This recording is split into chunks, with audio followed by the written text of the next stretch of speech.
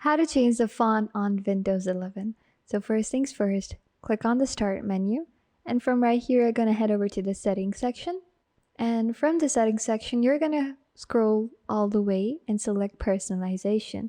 Into the Personalization section, you're going to scroll and navigate the section of Fonts. Now from here, you can change and select all the different fonts that are available. Currently, we have about 72 different fonts that are found. They roam, they go as far as from Arial to Canva, going as far as Franklin Gothic, Georgia, as well as Japanese text. They have all these fonts available in different languages as well, and as well as the emoji.